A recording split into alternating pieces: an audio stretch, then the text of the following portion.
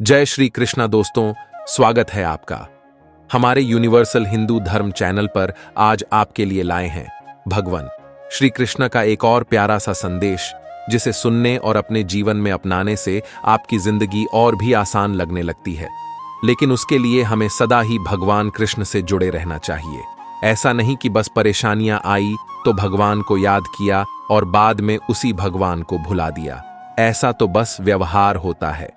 व्यवहार और हमें भगवान से व्यावहारिक रूप से नहीं बल्कि भावनात्मक रूप से जुड़ना है, दिल से जुड़ना है। और भगवान से जुड़े रहने के लिए हमें ऐसे संदेश सुनना और दूसरों को सुनाना भी जरूरी होता है, क्योंकि यह संदेश हमें योग्य मार्गदर्शन करते हैं और भगवान के पास लेकर जाते हैं। और फिर जब हम भगवान से जुड़ जाते हैं तो हम दोनों एक हो जाते हैं। और फिर क्या भगवान और क्या भक्त, अगर दोनों ही एक है तो उसे हर एक चीज हासिल करने का हौसला मिल जाता है। और आप ऐसी ही जिंदगी जीना चाहते हैं तो भगवान कृष्ण का हाथ थाम के चलिए, क्योंकि जो भक्त भगवान कृष्ण का हाथ थाम है उसका हाथ भगवान कृष्ण कभी नहीं छोड़ते। तो दोस्तों, आज का यह अनमोल संदेश आप सुनना चाहते हैं तो बस आपको एक छोटा सा काम करना है। आपके सामने भगवान कृष्ण के 3 फूल दिखाई दे रहे हैं, तो उनमें से बस एक फूल आपको चुनना है और आपके लिए जो संदेश है उसे सुनना है।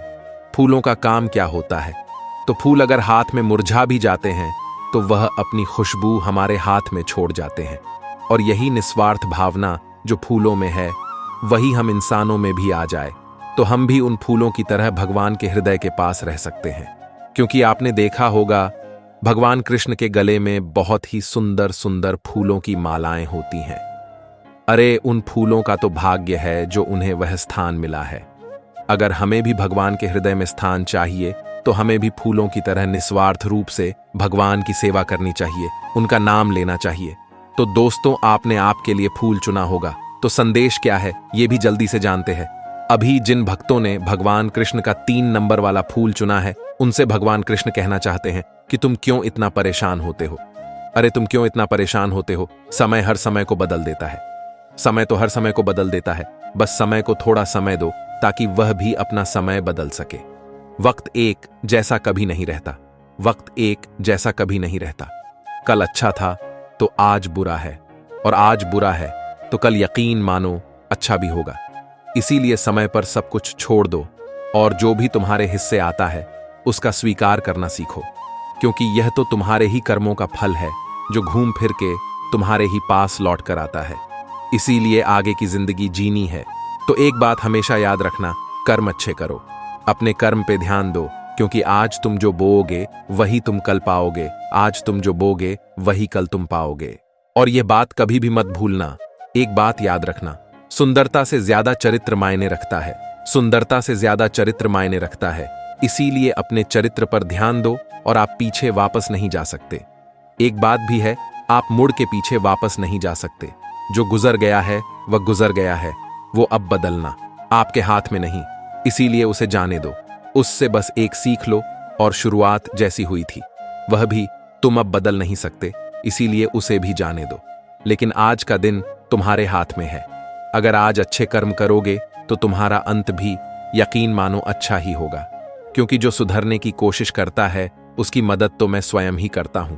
इसीलिए अपने कर्मों पर ध्यान दो और साथ ही साथ मेरा हाथ थामो और मुझे अपना सारथी जिंदगी भर के लिए बना लो। फिर देखो, मैं भी तुमसे यही कहूंगा, तुम डरना नहीं, तुम घबराना नहीं, मैं हमेशा तेरे साथ रहूंगा, मैं हमेशा ही तेरे साथ रहूंगा। दोस्तों, अभी जिन्होंने 2 नंबर का फूल चुना था उनके लिए भगवान कृष्ण क्या कहना चाहते हैं ये जानते हैं। भगवान कृष्ण कहते हैं, कर्म तुम्हें कभी नहीं बखे, कर्म तुम्हें कभी नहीं बेगा। ये बात हमेशा याद रखना। तू मान या ना मान, तू मुझ पर भरोसा रख या ना रख, तू भगवान को मान या ना मान, लेकिन तुम्हारे द्वारा किए हुए जो कर्म है वो तुम्हें कभी नहीं छोड़ेंगे।